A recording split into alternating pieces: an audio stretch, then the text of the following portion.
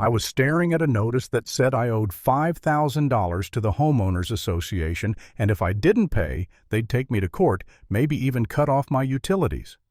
All of this because my wooden fence was 6 inches too tall. For weeks I thought I'd lose my house, lose everything, until I discovered the filthy secret our HOA president had been hiding in plain sight. My name's Michael Turner, and 2 years ago I moved my family into a neighborhood called Maplewood Estates, just outside Austin. We wanted what everyone wants: quiet streets, safe yards, a community that looked after itself. And at first it seemed perfect until I met the queen of the HOA, Linda Harper. Linda was in her 50s, always dressed sharp, always with a clipboard. She had this way of looking at you like she was measuring how close you were to breaking one of her rules. The very first time I noticed her, she was crouched in a neighbor's yard holding a ruler against their grass and muttering 2.5 inches. Regulation is 2. They'll hear from me. That should have been my warning sign. A few months later, I built a fence. Nothing crazy, just something a little taller, sturdy enough so my son could play in the yard without the neighbor's dog poking its head through. A week after it went up, a letter arrived in my mailbox stamped with the HOA logo, violation of Article 14.2. Fence exceeds maximum height. 10 days to comply, or a fine of $500 per day will be assessed. My stomach dropped. $500 a day for a fence? I figured it had to be a mistake. So I went to the next HOA meeting thinking I could reason with them. But reason isn't part of Linda's vocabulary. The moment I tried to explain, she cut me off. Regulations are regulations, Mr. Turner. If everyone just did whatever they wanted, this community would look like a junkyard. She said it loud with that smirk that told me she enjoyed putting me in my place. I left embarrassed, but also hopeful that maybe somehow I could still work it out. Instead, it got worse. Letters started piling up, first about the fence, then about my lawn. Grass exceeds acceptable height. Then about my truck commercial vehicles not permitted on the street, then even my trash can, not aligned properly with curb. Each one carried a new fine. The numbers stacked up so high I lost sleep doing math in my head. My wife begged me to just tear down the fence, but it wasn't about the fence anymore. It was about being bullied in my own neighborhood. And the bullying didn't stop at letters. One morning, taped to my front door, I found a note scribbled in marker "Pay up" or "Get out." Another time I walked out to find a nail stuck into my front tire. My wife started crying at night, whispering that people were gossiping about us, calling us troublemakers. I felt like a prisoner in my own home. And here's the part I hate admitting: I started to wonder if Linda was right. Maybe I didn't belong here. Maybe I'd made a mistake moving in. Maybe the simplest thing to do was sell the house, leave, cut my losses. That's when David Miller knocked on my door.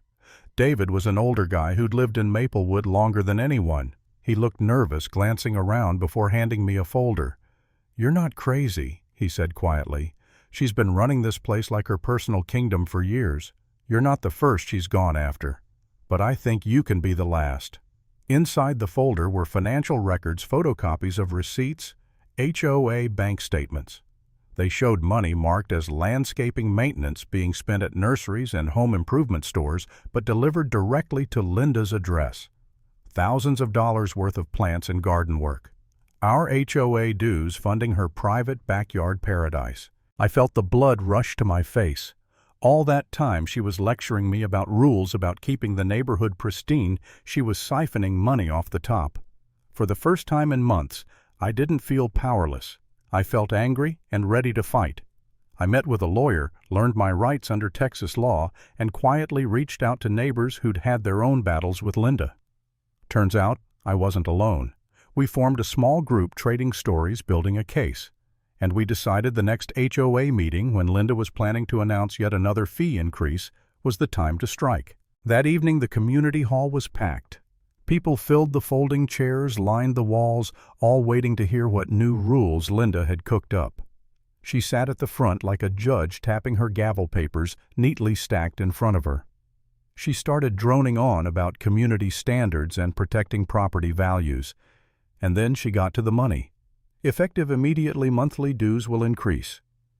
That's when I stood up. My hands were shaking, but my voice carried. Before you ask us for more money, maybe we should look at how the current money's being spent. Every eye in the room turned to me. I walked to the projector, pulled up the receipts and bank statements David had given me. The screen lit up with line after line plants, mulch, irrigation equipment, all billed to the HOA, all delivered to Linda's address. Gasps filled the room. One neighbor shouted, "That's my money." Another yelled, "She's been stealing from us." Linda's face went pale, then flushed red. She stammered, This is a misunderstanding. This was for community beautification." But before she could finish, David rose slowly from his seat. "I served on the finance committee," he said. "I saw her alter the records. This wasn't for the community. It was for herself." The room erupted, people shouting, pointing, demanding answers. For the first time, Linda didn't look like a queen. She looked cornered. One of the board members banged the table. "We need to vote, right now." Hands shot up around the room. The verdict was clear. Linda was out, removed from her position, stripped of authority pending investigation. She tried to shout over the crowd, but her voice was drowned out by the anger of the very people she thought she controlled. I stood there watching, heart pounding, as the gavel came down one last time, not in her hand, but against her. And just like that, it was over. No cheering, no celebration, just silence, heavy and relieved. I didn't feel like I'd won a war. I felt like I'd finally taken my life back.